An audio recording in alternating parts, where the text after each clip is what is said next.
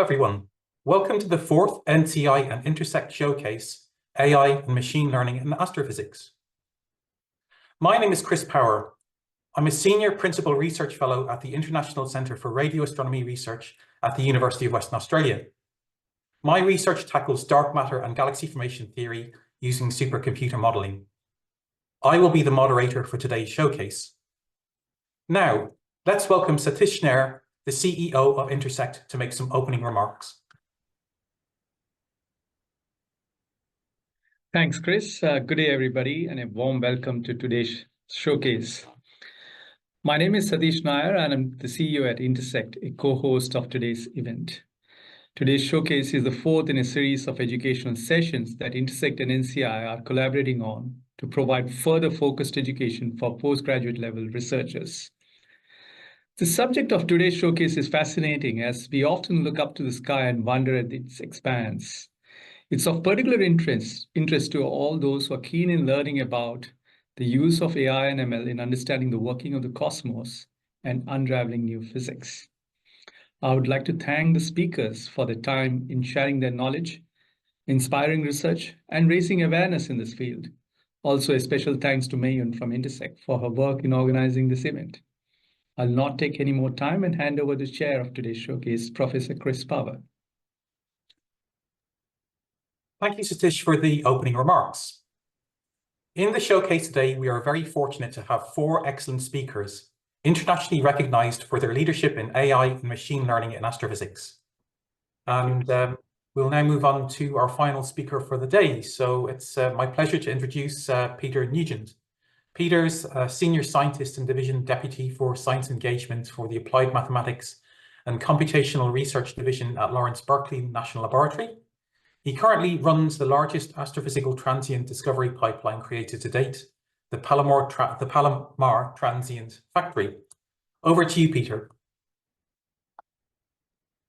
Thank you very much for the introduction, Chris. So I am going to sort of follow on a bit from what Ashley and Salman were talking about, but with a very different view, which is the look at astrophysical surveys, like what's going to be coming up with Ruben, and how machine learning has impacted them over the years and sort of where we are today right now.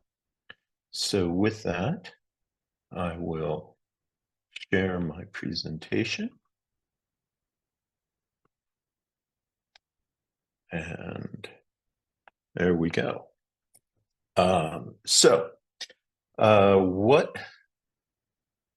What I'm going to do here, I'm going to shrink you down. There we go.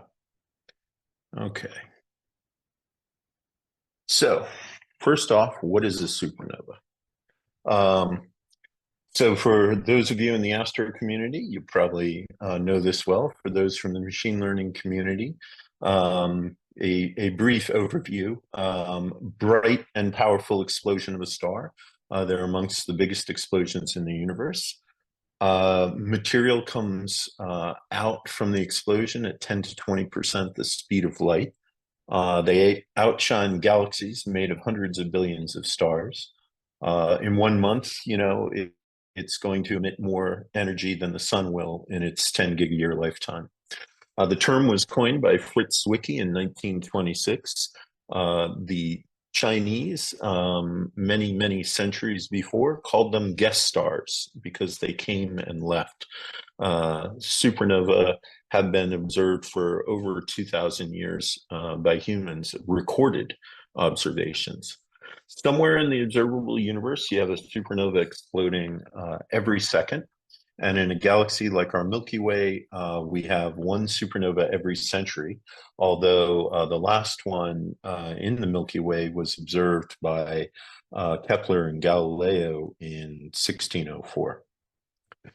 So Ashley talked mostly about core collapse and other powered supernova. I'm going to focus in on type 1a supernova. So what What is a type 1a supernova? Basically, it is a supernova that lacks hydrogen. That's where it gets the 1 from. And the A means it has a strong presence of silicon in its spectrum around 6,100 angstroms after it's been blue shifted towards us because it's traveling around 10,000 kilometers a second. There are a couple modes that we think a type 1a supernova can be born from its progenitor system. One is a single degenerate system, and here's an artist's rendition of that, where you have a white dwarf accreting material from a star, a main sequence star, a red giant, which has filled up its Roche lobe, and it pulls that hydrogen over, and then it slowly burns it to carbon and oxygen. And as it approaches the Chandrasekhar limit, the carbon ignites in a runaway thermonuclear explosion due to the densities and temperatures rising at the core as the radius keeps shrinking as it gets more massive due to the quirk of quantum physics and special relativity that Chandrasekhar discovered almost a century ago. Another potential system is what we call a double degenerate system, where you have 2 white dwarfs.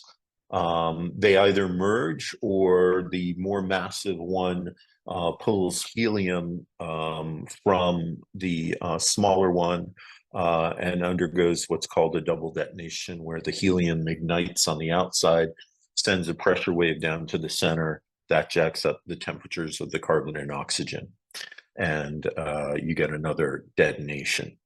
So how do we know this? We infer it from observations, since we see supernova in old galaxies where no star is more than 2 times the mass of our sun, so it can't become a core collapse supernova. And the fact that there's no hydrogen nor helium in the spectra of these supernovas. So something must be going on with a system like this. And back in 2011, as part of the Palomar Transient Factory, we discovered a very interesting supernova with very, very early in its light curve. And what you see here is what happens when the supernova runs into its companion. And you get a light curve depending upon your viewing angle that kicks off and then increases in brightness very rapidly as the supernova slams into the companion star. And so if you're looking directly on it, it's very bright at first, and then it fades away as the supernova covers the companion star. And if you're at a 90-degree angle, you get a little bump, and then it goes up. Well, 2011 FE, we had a non-detection just a few minutes after explosion, and I'll try to 3.92 hours after explosion. And because of that, we were able to constrain the radius of the companion of the star itself, and the star was limited to about 0.02 times the mass of the radius of our sun. So because of that, the only thing that it could be was a white dwarf. And here's a very nice plot from Bloom et al. 2012, which shows basically the space ruled out by HST observations, the space ruled out by our density and radius limits, assuming that there was about a solar mass of material in the explosion.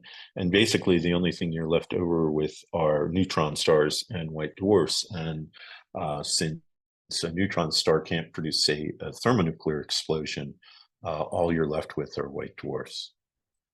So what's interesting about the type 1a supernova is that they're very similar from one to the next. And the differences between them can be calibrated out to where you can make a distance measurement based upon their brightness to 7%. And so this is the follow-on survey to PTF called the Zwicky Transient Facility. And this is what they discovered just in June to July of 2018 on the left. And here are the light curves of all of these supernova in 3 different bands, G, R, and I. And when calibrated, and now they're coming out now with a new paper, and this is the decline rate, how quickly the light curve drops from peak brightness in 15 days versus the peak luminosity. And you can see, while you have a handful of weirdos that are colored here, out of about 3,000 supernova, 2,800 of them in gray have this very nice tight relationship between the decline rate and the peak brightness. And so because of that, these are used as standard candles for cosmology. And for the past 25 years, we've been making observations of type 1a supernova at both high and low redshift that shows that the universe is currently accelerating, and 2/3 of it's in dark energy. And it's a very straightforward measurement. You're looking at relative brightness, and you're looking at redshift, which is the expansion since light left the supernova.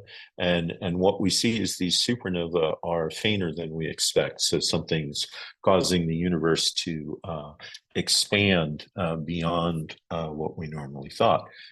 So because of this, there was a lot of interest in supernova when this calibration was first discovered back in the early 1990s. And while the discovery of the acceleration of the universe was done in the late 90s, things were a lot easier back then. And here's a picture of the Workhorse telescope for our survey back in 1998, the Victor Blanco. And they had one 2K by 2K CCD, and eventually they upgraded to something called the big throughput camera, which had 4 of these. We could transfer everything up from Chile on a 56K baud connection. So very similar to the old modems of the 1990s during the night, and subtractions would be done at dawn, and we typically took 5 to 10 minute long exposures. And then follow-up observations were triggered all over the world and from space. And so this is sort of how you find supernova back then, is that we would look around new moon, and so you'd have a reference image there, and then you'd come back just before new moon and you'd subtract the image. And we had 50 or 100 fields, and there were about 1,000 galaxies per field. And if you do the math of how many galaxies do you need to look at to find one supernova, if a galaxy has one supernova per century, you need to look at about 1,200 in order to find a single supernova. And then once we found it, then we'd get spectrum at the Keck Observatory. We'd trigger the Hubble Space Telescope, telescopes on the Canary Islands, Chile, in New Mexico and Arizona. And all of this was fairly straightforward. And humans were doing everything here. So per image, we would have about 200 5 sigma detections. And because of asteroids, we take 2 images and we look to see if something moves. And so we require 2 independent detections to call anything good. We only had about 50 to 200 images taken per night, about 4 degrees of the sky. And we made cuts based on the shape, on motion, and a human scanner would have to typically look at 5 candidates per image. So if you're only taking 200 a night, and there are about 5 or 10 of us looking at the image, it just took a few hours, and we weren't interested in getting any faster than that, because we had the sort of day to do this before we got on Keck to try to take a spectrum. Around the year 2000, we decided that, well, we found all the high redshift supernova we needed. What we need to do now is find low redshift supernova. And so we started working with a group called the Near Earth Asteroid Telescope, NEAT. And they had a few different sites at Haleakala and Palomar. And if you just think about it very simply, the volume of the universe in a CCD image is much greater at high redshift than it is at low redshift. And so in order to find supernova at low redshift, you have to search a lot more sky.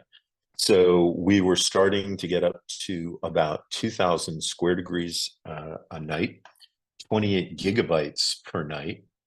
And this is just an ungodly increase in the total amount of searching that we did. 250 times increase per night compared to what we did before. And this was every night. And so this was not really tenable because we could not go from 5 or 10 scanners to 1,000 scanners. And so what we started to do was explore machine learning as it was back in those days, to try to find more supernova with less work. And so we started looking at boosted decision trees, random forest, and support vector machines.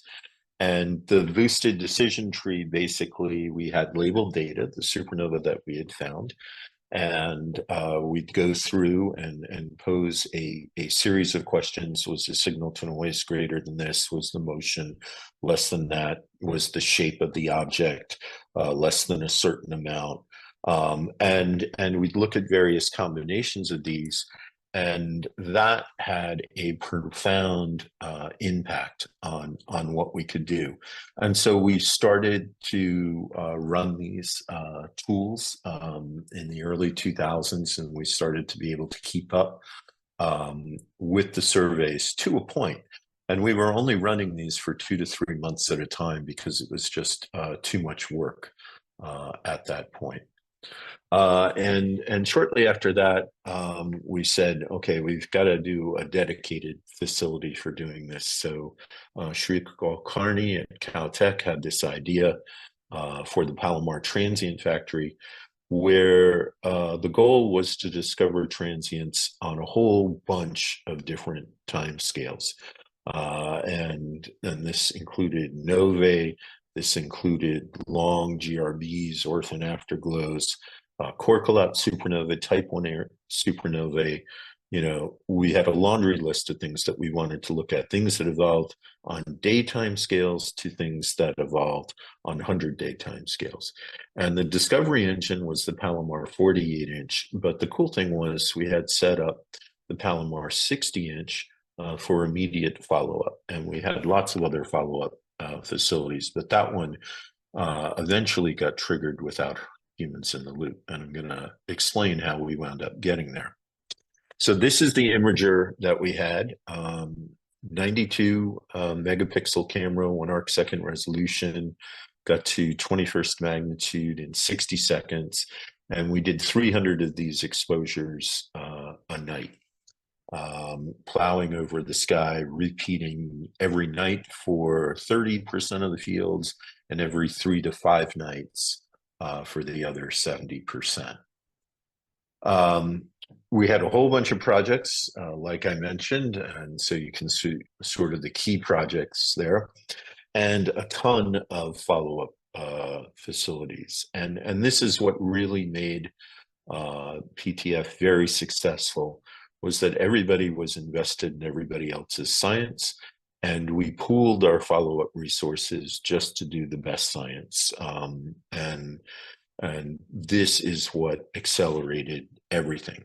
But we had a major challenge, which was we still had to get to good supernova, and now the science was pushing us to do this faster and faster. If some of these things faded in the night, we couldn't wait for boosted decision tree and scanners to look at it in the morning to say were things good or not.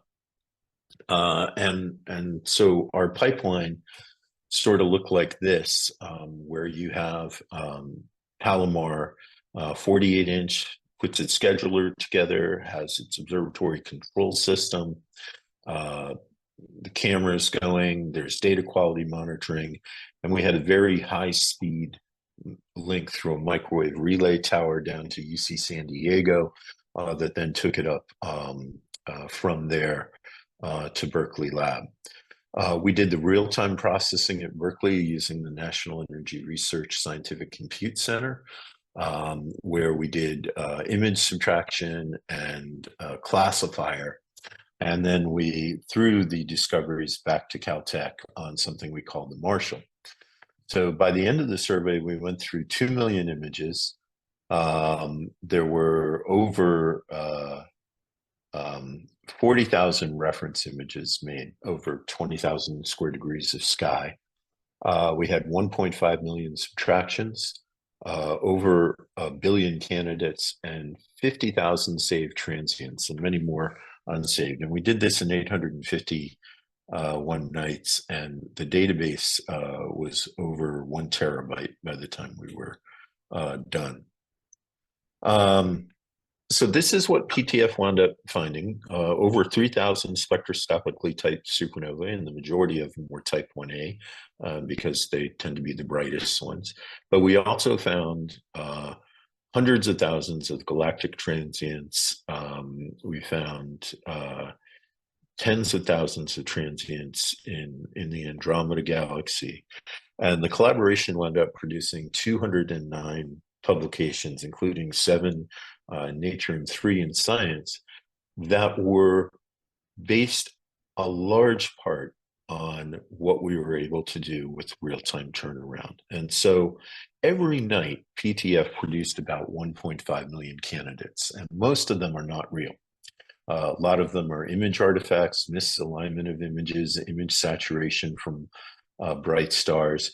You'd find about 50,000 asteroids, a couple thousand variable stars, 100 supernova, but most of them you already know about, and 3 to 4 new young supernova or other supernova-like explosions. And this is sort of what an image, a reference, new in the middle, and a subtraction. And so 1.45 million out of the 1.5 million typical objects seen per night were these subtractions. And here you can see a beautiful supernova. But if you look at that image on the far right there, you can see all the other junk in the background. And this is a rather clean image. It only had about 200 other detections on it. And so we would have to weed through these. And so how did we do this? Well, we started the program by doing subtractions and having scanners like we used to. And we employed some of the same boosted decision tree cuts that were in there, although we allowed the user to go in and change these and see if they could find things. And then when we found a supernova, that was great, because then all follow-up, all subsequent images, we knew that there was a supernova there. And so we could use that as a set of real supernova discoveries. So for the first 3 months of PTF, we had real-time scanners going through, collecting the data, marking things up, using these boosted decision trees to weed out things that were highly implausible, and then start to fine-tune it. And when we were done with that, we had a collection of a whole bunch of good supernova, and of course, a whole bunch of garbage as well.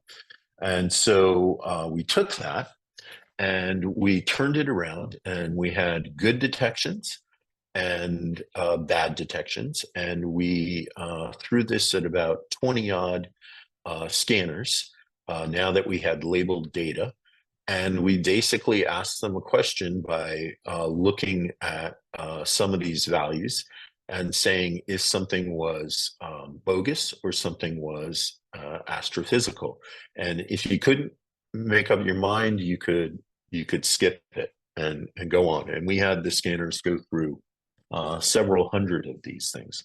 Now, the thing is, not everybody's a good scanner, and everybody comes in with their own biases. And that was one of the things that we started looking at. It turns out some people are very, how shall I put it, optimistic. They hope everything's a new supernova.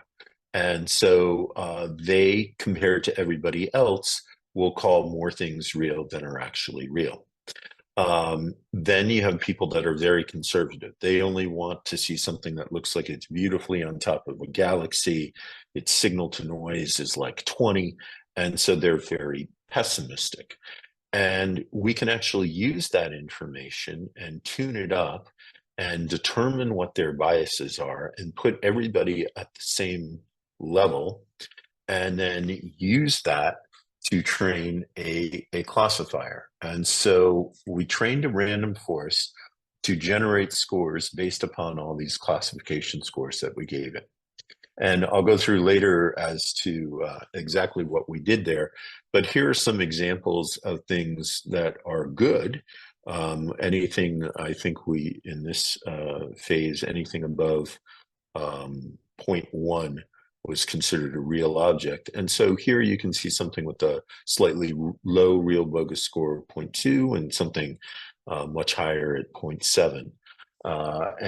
And so this is how we started labeling the data, and this we called RB, real bogus. And this was actually the first implementation of the real bogus. And so what we were able to do is, instead of wait till the next morning when we have the scanners go through looking at the boosted decision tree, we could actually apply this random forest to the data, and we'd get turnaround that was sort of between 30 minutes to an hour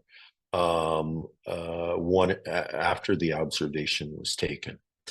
Median turnaround was about 30 minutes. And this started opening up a lot of great science for us, because then we could start thinking about triggering observations, not only, the next day, which is what we were currently doing, but even we could start thinking about observations being done in Australia when the sun was going down as it was coming up on Palomar in San Diego.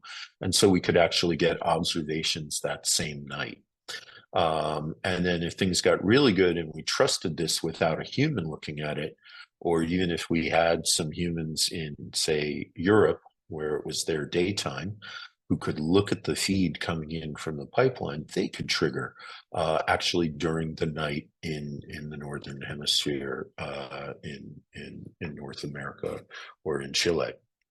So then we said, well, we need to improve this. And why do we need to improve it? Because it worked, it was pretty good, but we knew we could do better. And so what we employed next were citizen scientists. And we started a project called Galaxy Zoo, the Hunt for Supernova.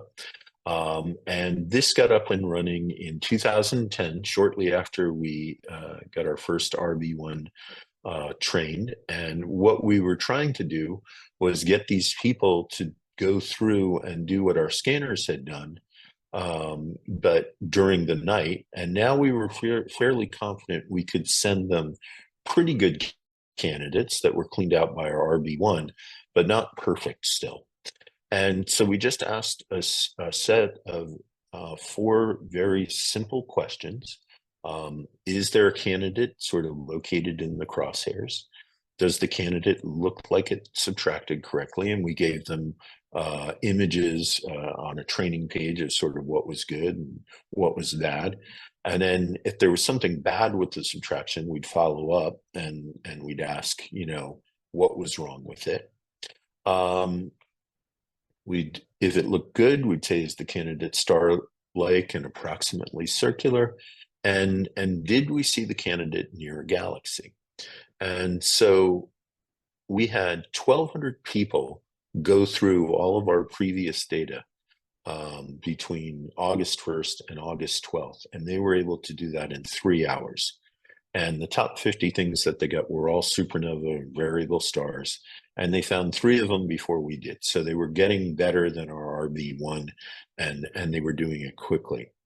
when we had things up and going, we had folks finding about 250, they'd go through about 250 of these a night, and we had 15,000 users at peak. So we could combine all of this power to say, well, 95% of the people thought this was a good supernova, and lo and behold, almost every single time it was.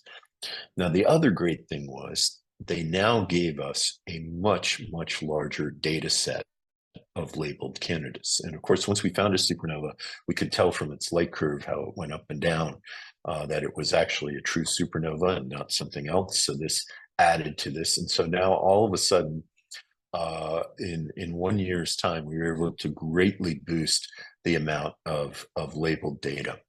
And so there was a nice paper written up, and where we thanked all of the 15,000 users that went through. And for this, we were able to train our next set of real bogus classifier called RB2. And you can see where our training set size was just about 1,000 in total, with only 75 real events when we did the first RB1. We now had 78,000 objects, all due to what the citizen scientists were able to label for us, and all confirmed to be, bogus or real. And we had a much larger sample of real objects, now 15,000, so a much larger chunk of our data set.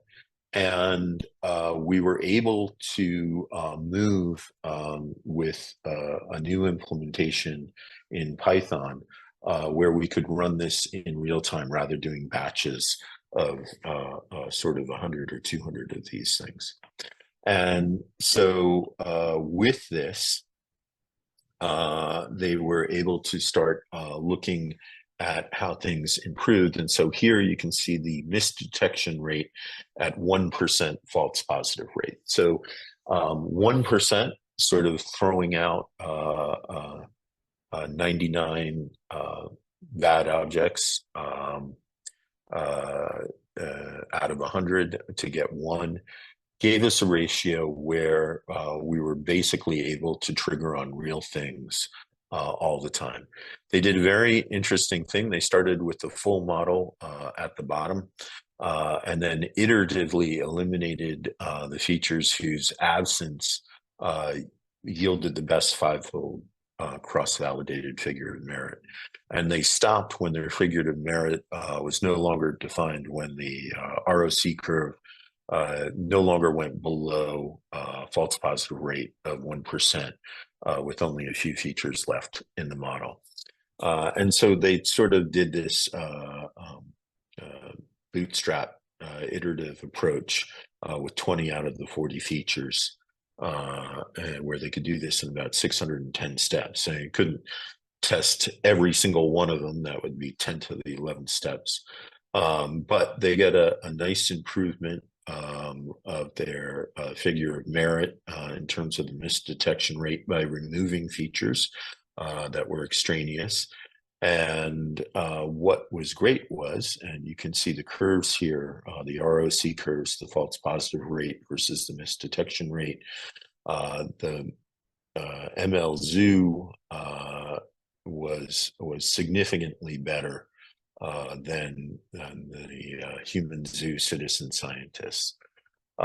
So we, at that point, retired ML-Zoo, much to the consternation of all the people that were doing it there.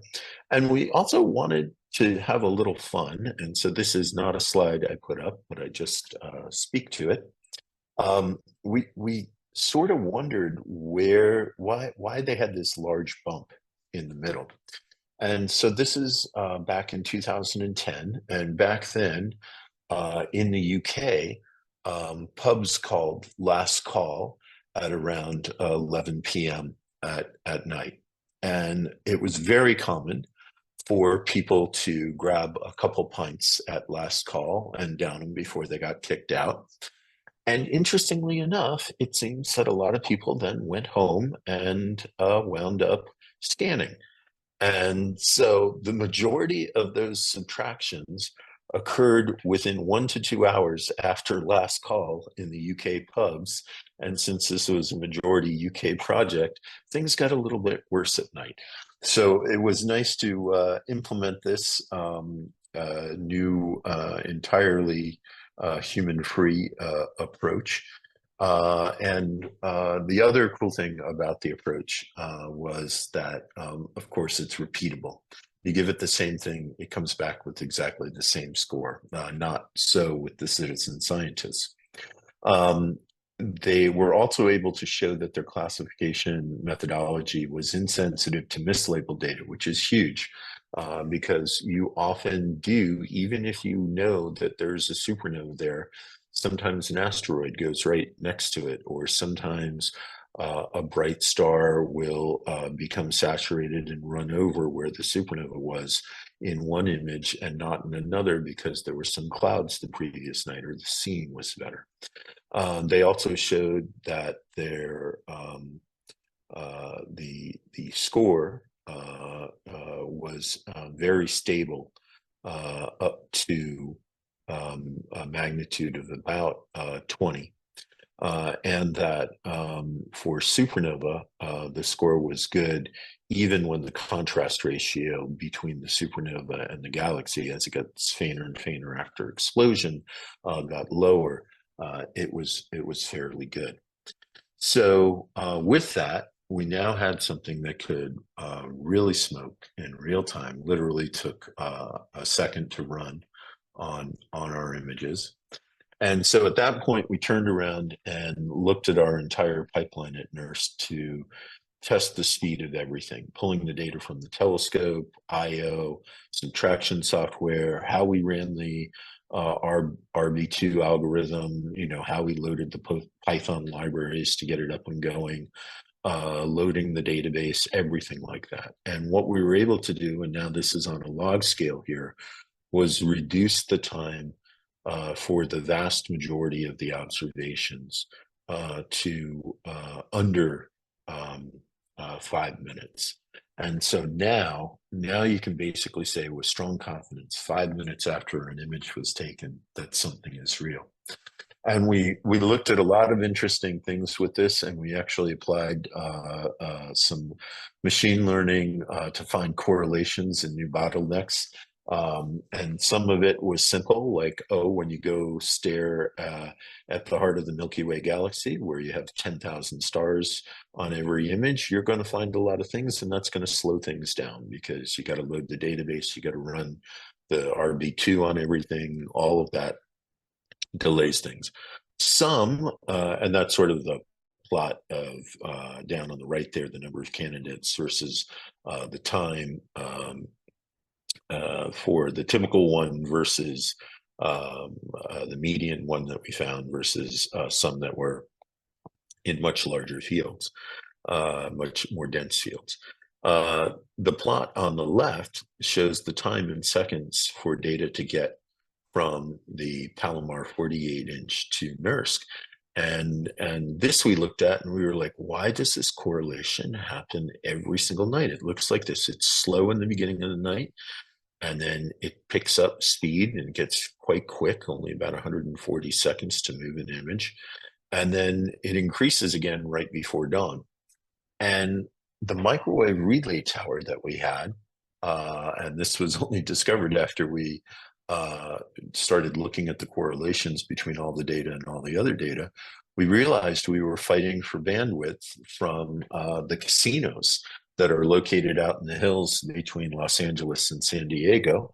And so at the beginning of the night, they were live streaming horse racing from Hong Kong.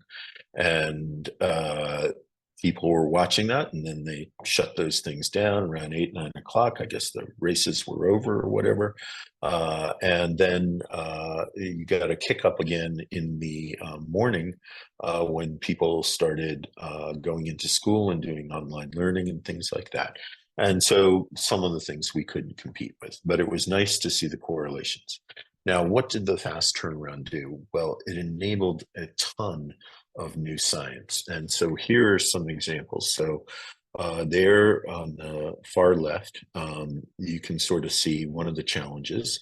A GRB goes off and it has an uncertainty error box of almost 100 square degrees because it was poorly localized. And so we wound up taking a bunch of images with TTF, basically a target of opportunity using the telescope to map out the sky there. And we were able to find a new candidate that night. And the hard thing about these afterglows is sometimes they're very quick. And so here's an example of that. You can see this one where on the right, where we have a non-detection at 1.45 days before. And then we had 3 detections that night. And you can see it dropping very quickly. And we were able to turn around that night and get a spectrum of it. And then later, we discovered that the interplanetary network of gamma ray sensors found a GRB with a localization of 200 to 300 square degrees, 15 minutes before our first detection there. But all of this was enabled by being able to turn around incredibly quickly. Another example is something called flash spectroscopy. So here we found something and triggered Keck telescope because it was rising so quickly between the first and second observation. And then we were able to trigger SWIFT that night. We were able to get an observation that same night. We were able to trigger the EVLA, triggered Karma, a whole bunch of things. And what was incredible about this was we now used it as a tool for something called flash spectroscopy. So here, this is for a core collapse supernova. If it goes off in an environment which has a lot of circumstellar material, the very first thing you see is sort of that circumstellar material. And so here we have a spectrum of this event. IPTF 13AST, also known as supernova 2013 CU. And you can see these strong emission lines, which represent basically what look like Wolf-Rayet stars. And in fact, this was a Wolf-Rayet that had exploded. But what we get from the supernova is when that bright light comes out, we're lighting up that environment. And so we got to see what the progenitor looked like from the light flash that was bouncing off the surrounding material. And then later on, as the supernova expands and sort of overcomes all that circumstellar material, we can see the underlying supernova itself. And so that was enabled. Now, we now have this in hand. Things are running smoothly. This set the stage for the Zwicky Transient facility, which is still running to this day. And a lot of these tools and techniques are being employed in LSST. And people have moved on from the random forest to convolutional neural nets that can do this just as well, if not better.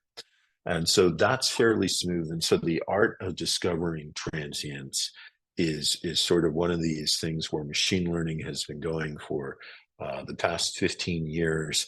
And that's basically a solved problem. The next challenge is more in line with what Ashley was talking about. And I'm going to talk about the spectral analysis of the supernova after you find them. So here's the spectrum again of a type 1a supernova, and spectra tell us about the structure. The composition of a type 1a is mostly intermediate mass material, and here you can see the lines: calcium, silicon, sulfur, magnesium, iron. There's cobalt in the spectrum as well, oxygen. We see those things.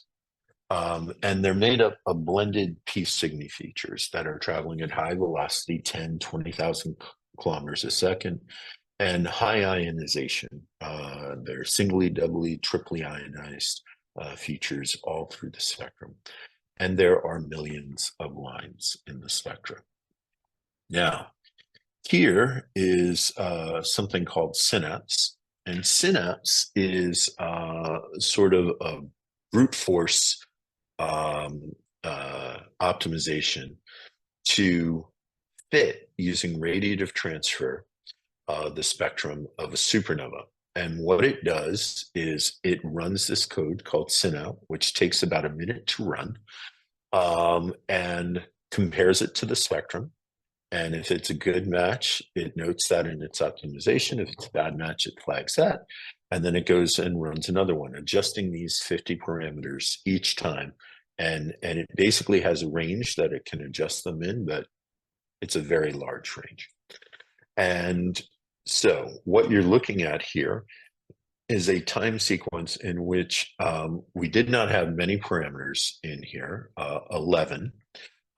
We were fitting 11 ionic species. And this run took about 20,000 calculations of synapse in the synapse framework to generate this best match.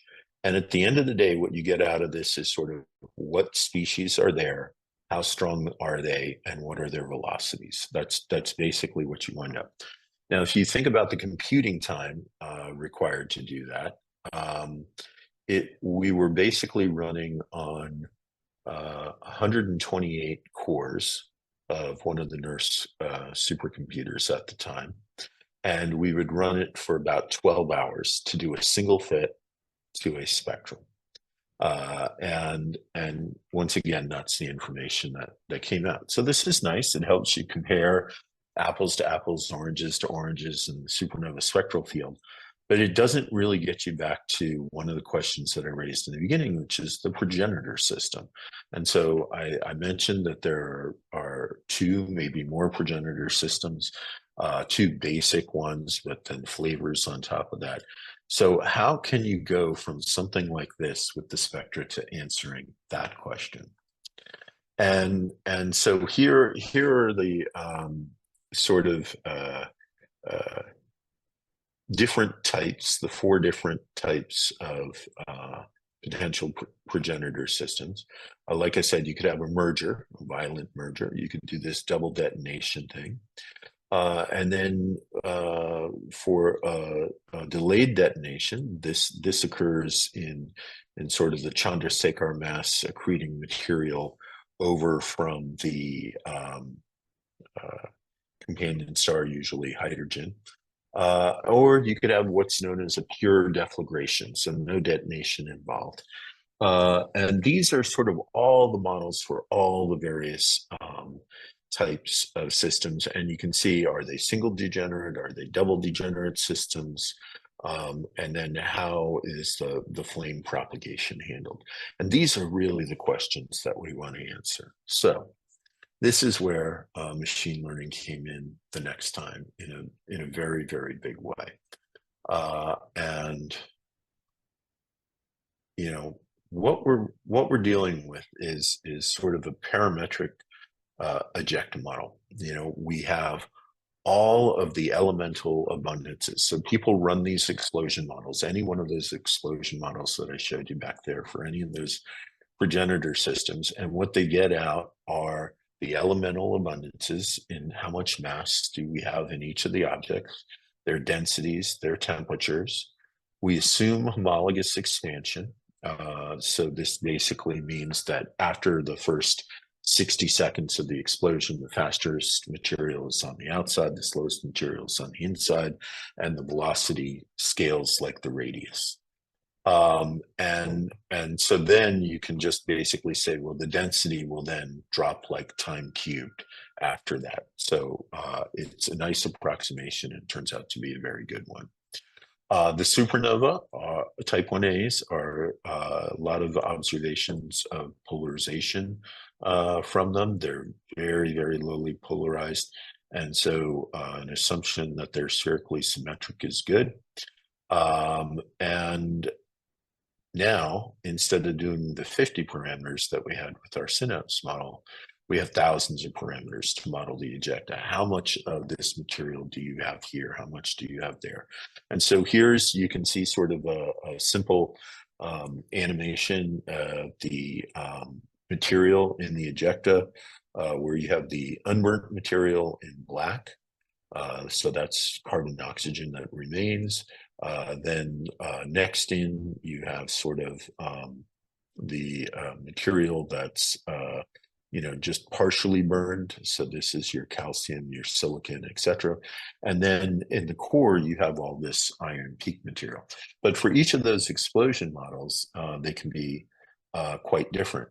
And so you get out plots that look like this, where you have, here's the carbon, oxygen, magnesium, etc., where they exist in velocity space.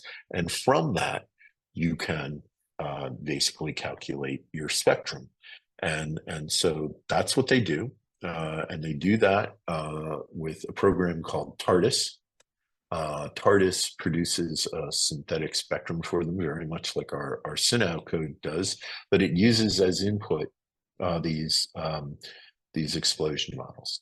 It's a Monte Carlo radiative transfer code, which self-consistently solves for the radiation field, ionization, and excitation balance. And a single TARDIS run, unlike SynAll, requires about 1 hour to run. So it's a beefier code, but then it can directly relate you back to exactly what is the material, how much of it is there, how hot is it, etc., in a self-consistent way. And it uses the photospheric approximation so that at some point you have a hard photosphere. So it's basically good for the early phases of a supernova explosion. And so this is what you go to. You basically then can feed it a model, hour later it can crank it out. Now, if we were trying to do something like Synapse, where then you compare to a single spectrum, now I've taken a problem that takes 128 cores and 12 hours, and I've made it at least 60 times more difficult. But we want to do better than that. And so this is where deep learning came in. Now, here is an example of what happens as the supernova explodes and expands. It gets brighter. You can see it's hot and blue, and then you can see how this spectrum gets redder as a function of time, and the velocities get slower. Okay. Now, there's not only information in the single spectrum, but there's a lot of information in a time series of spectra, because as that atmosphere expands, the densities are dropping and you see farther down into the supernova. So it's very much like a CAT scan of what's going on in the supernova. And since we know it comes from one of those models, you can use multiple spectra to simultaneously fit for the outer layers when it's very early to the inner layers when it gets later. And all of those have to agree with each other. And so that is something we never did with Synapse, which is try to fit multiple things, because it was just tuning parameters, and those parameters could be even unphysical compared. But with TARDIS, it actually has physical meaning. So then the idea is, okay, well, not only do I want to do one spectrum, but I want to do maybe 10 spectra at various times, from a week after explosion to 10 days after peak brightness. And so now I've taken a problem, like I said before, which is 60 times harder, and I've made it 600 times harder. So this becomes untenable. So the idea here is to start looking at Bayesian inference. And so we have a likelihood function that compares data to the synthetic spectrum. We have a prior distribution from all the explosion models. So it provides a space of model parameters that we can test. It's a very large space though, but it's at least semi-constrained and it's physical. And then we can sample a posterior probability distribution of model given the data. And so the number of samples scales exponentially with the number of parameters. There's a lot of parameters, but this gives us a path. The question is, how can we do this quickly? And this is what a student, Jack O'Brien, who's just got out from Michigan State University and is now headed to Urbana-Champaign. He created a deep learning emulator from TARDIS. So the idea is to treat TARDIS like a function to map input parameters to output spectra. Neural networks are universal function approximators, so that's great. And we draw random parameter samples and evaluate them in parallel with TARDIS. So it requires a lot of TARDIS runs based on a lot of input training data, but it becomes an incredible tool once you've done that. So I think they burned about 500,000 hours, well, in various versions of this, to train it. But they were then able to train the neural network to map out these input parameters directly to the output spectrum. And so now you can get rid of TARDIS and substitute the emulator for the radiative transfer during inference. And the emulator is 1,000,000 times faster than TARDIS. So now I've taken that problem, which was requiring 12 hours on 128 cores times 600, and I've done something which I can do it incredibly fast. And so in a paper that's coming out this year, he can fit time series of spectra self-consistently and derive with the uncertainties the underlying explosion model. And what you're seeing here on the bottom is all of the mass fractions for the various input models and their velocity ranges. And you can see the TARDIS spectra from the deep emulator that is run to fit that spectrum and how it hones in on the correct solution quickly. This entire run here that we're looking at took about 20 seconds to do. It's 4 times slower than what I'm showing you now in real time. And what you can see are not only the observed spectrum of 2011 FE here, but you can see the plus or minus 1 sigma error bars on that spectrum, given the uncertainties in the deep emulator that they created for TARDIS. So it has not only that, but then given the uncertainties in the spectrum, you can go back and say, what are the uncertainties in my final mass fractions? And what they showed for 2011 FE is that it is extremely consistent, sort of at the 99.9% level with a sub-Chandrasekhar double detonation model. And that's also very consistent with all our observations of this object. So what's next? Well, I think Ashley hinted at this in her talk. LSST is going to find a lot of objects.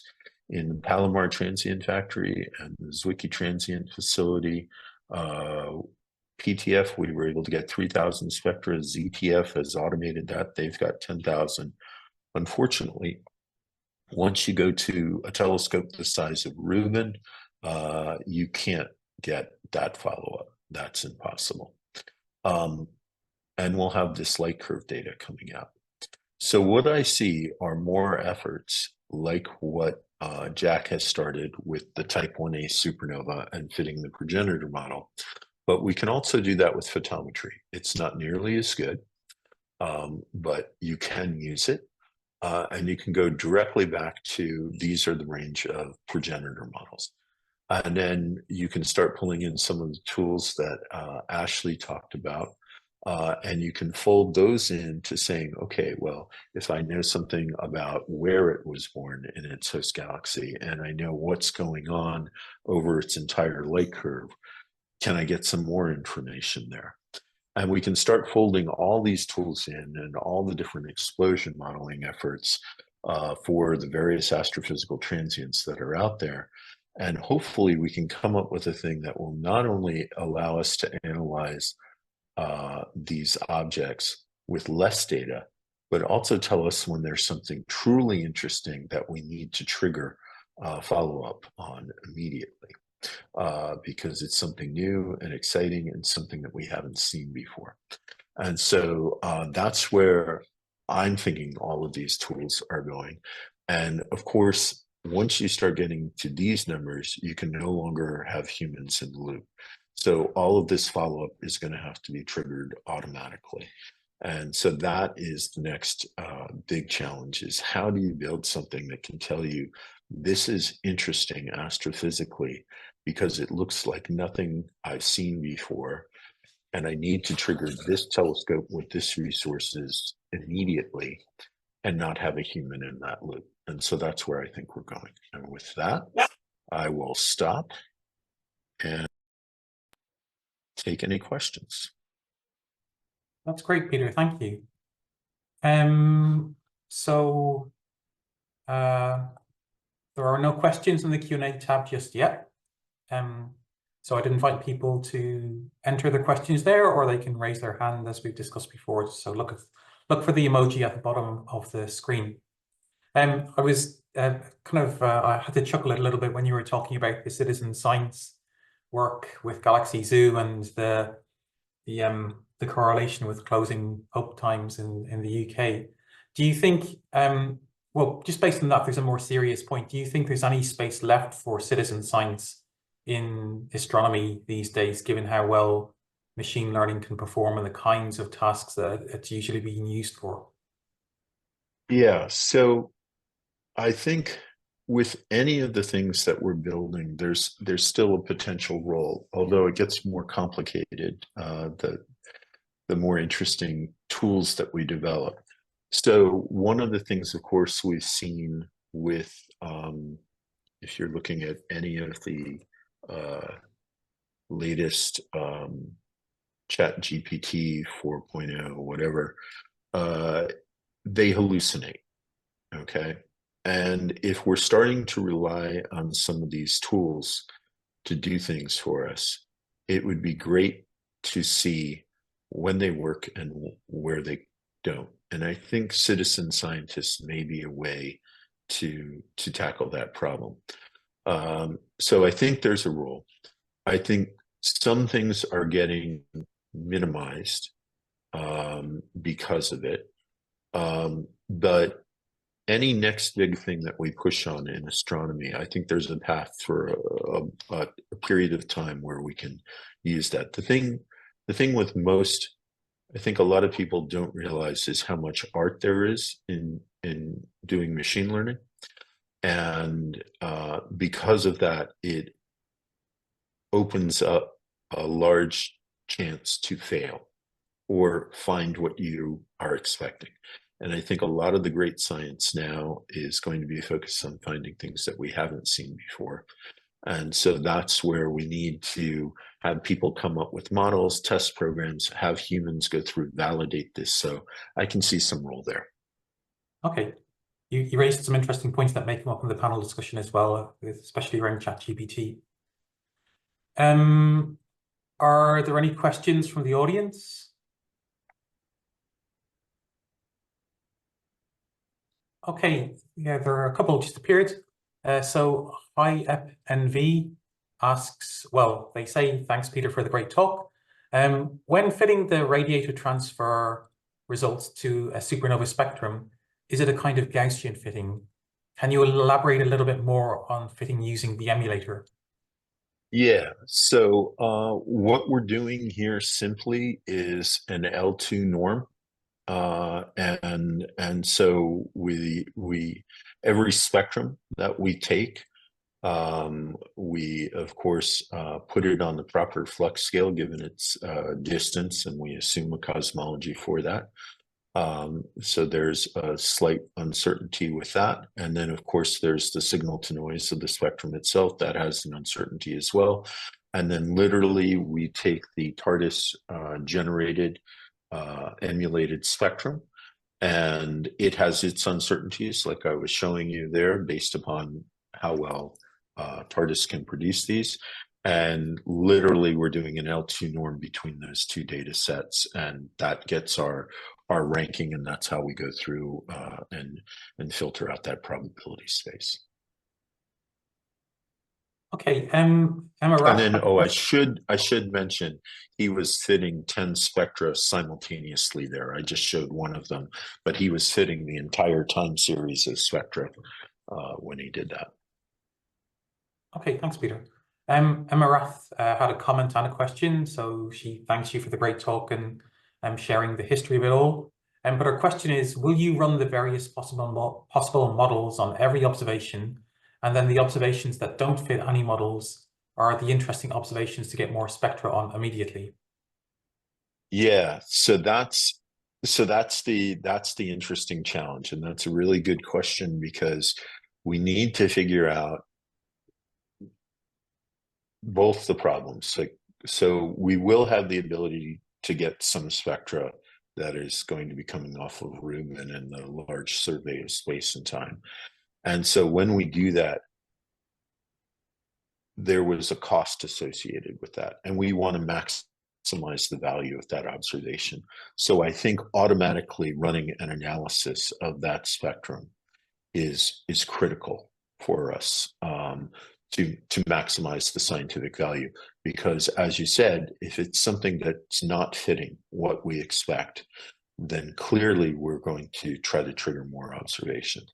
I will tell you, in the Palomar transient factory, we had discovered and spectroscopically typed over 1,000 supernova. By the time we found a supernova spectrum which did not match its light curve, a type 1a supernova, and it became one of these weird subtypes that's out there now.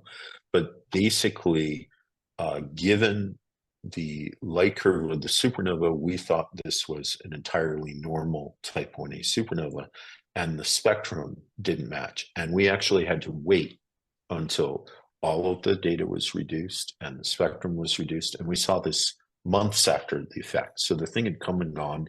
We could do nothing about it anymore. And yet we discovered an entirely new class of supernova. If we had been able to analyze that data, by the time the supernova hit maximum light, we would have absolutely been able to tell this was a clear oddball, and we could have triggered a whole bunch of other observations. And so it's things like that you really don't want to screw up moving forward. Hey, I guess this is more of a comment than a question. It echoes what you were saying, Peter, but ID1 comments that data is cheap, but labels, i.e. the ground truth, are expensive, and that's always going to remain true. So I think that speaks a bit to this need for citizen science as well. Yeah. Yeah, labeling is hard work.